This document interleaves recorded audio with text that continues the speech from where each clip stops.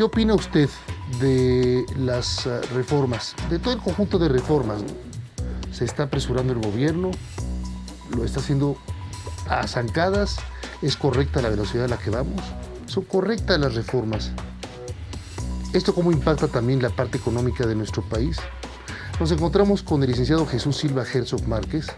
Él es catedrático del Instituto Tecnológico Autónomo de México, del ITAM, y también articulista del diario Reforma, y por supuesto comentarista, analista y debatidor de temas múltiples en asuntos económicos y sobre todo en asuntos políticos. Jesús, gracias por estar con nosotros aquí en Monitor de Negocios. Hola, Efraín, pues qué gusto estar contigo nuevamente. Y volvernos a ver, ¿verdad? Sí, Reencontrarnos desde el siglo pasado. Después de un rato, sí. Bien lo decías tú, desde el siglo pasado Así no nos veíamos. ¿Cómo ves las reformas? ¿Están hechas al vapor rápidamente?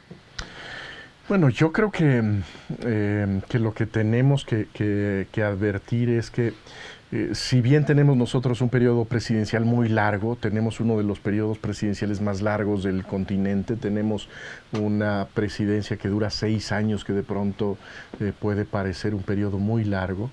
La verdad es que la plataforma que tienen los presidentes en México para lograr cambios, sobre todo cuando tienen que lidiar con el Congreso, es una plataforma muy cortita. Realmente por nuestro calendario electoral, por el hecho de que a la mitad del sexenio hay una elección intermedia, los presidentes tienen una restricción temporal muy estricta. ¿Te gusta trienio para que nuestros amigos lo entiendan esto? Porque realmente tienen 3 años sólidos de vida, ¿no? Pues yo creo que incluso es menos, Efraín, porque en 3 años a los 3 años hay una elección intermedia, hay una elección en donde nuevamente los partidos tienen el deber de pelearse, de confrontarse y de separarse políticamente, de tal suerte que esto que hemos visto, que es la gran sorpresa del gobierno de Peña Nieto, el Pacto por México, pues desde el diseño mismo de esa coalición, la expectativa es de una vida relativamente corta. Yo creo por eso sensato lo que dijo el presidente Peña Nieto el 1 de septiembre, que hay 120 días en los cuales se pueden concretar reformas y después tendrán que aplicarse aquellas que hayan prosperado y tendrá que voltearse la mirada a aquello que puede hacer el gobierno por sí solo. Pero como tenemos nosotros las reglas en esta necesidad de conformar mayorías para las reformas, la reforma fiscal, la reforma energética, etcétera, tenemos periodos de colaboración relativamente cortos. En estos momentos, ¿cómo sientes tú al país? Es decir, ¿estamos viendo manifestaciones multitudinarias en las calles? ¿Una tolerancia verdaderamente extraordinaria, por llamarle de alguna forma, por parte de las autoridades? Sí. ¿Es demasiada tolerancia? ¿Corresponde a una democracia realmente el permitir que caminen así las cosas? Mira, yo creo que debemos asumir que el apostar por reformas profundas implica afectar intereses poderosos. No hay reformas importantes que no enfrenten adversarios. Esta idea de que todos vamos a estar contentos con las reformas es absurda, porque la conservación del estado de cosas tiene beneficiarios. Y en ese sentido, la reforma educativa, que es la que ahora tiene en muchos sentidos paralizada la Ciudad de México, pues está afectando intereses poderosos, está afectando la percepción que se tiene de los derechos de los maestros en muchos estados de la República, y por lo tanto pues sí genera una tensión política que tiene que expresarse de cierta manera.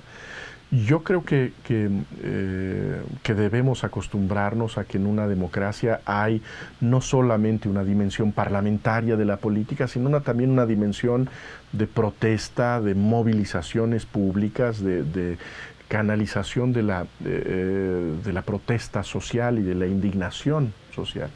Pero coincido contigo. Todo tiene un límite, ¿lo crees así tú? Yo creo que sí, yo creo que desde luego debe haber esta libertad de manifestarse, de movilizarse, pero sí creo que la ley que protege la expresión también protege, uno, los derechos de los demás, y dos, el funcionamiento de las instituciones públicas. El hecho de que se permita que un grupo de manifestantes impida el funcionamiento del Congreso o de la utilización de los recintos parlamentarios, pues me parece un exceso, y creo que la autoridad está en falta si no garantiza las condiciones óptimas de los legisladores para trabajar.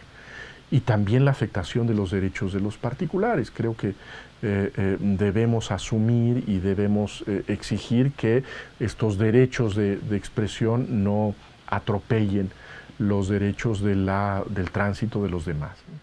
¿Este gobierno es un gobierno reformista o es un gobierno paradigmático? A mí me parece que tiene una intención reformista. Si resulta reformista, lo veremos al final de su periodo. Si logra transformar el país, modificar sus reglas, cambiar la estructura de los estímulos que se le dan a los distintos actores sociales, económicos, merecerá el calificativo de reformista. Por lo pronto, yo creo que ha ofrecido un programa de reformas. Yo creo que ha empezado bien, y empezó muy bien, con una nueva plataforma para pensar las telecomunicaciones, para pensar la educación pública en el país. Yo creo que empieza con una plataforma reformista, y lo que estamos viendo es que los peldaños siguientes de esas reformas son muy complicados. Estamos viendo grandes resistencias, como notabas hace un momento, a la aplicación de la reforma educativa por la coordinadora de maestros.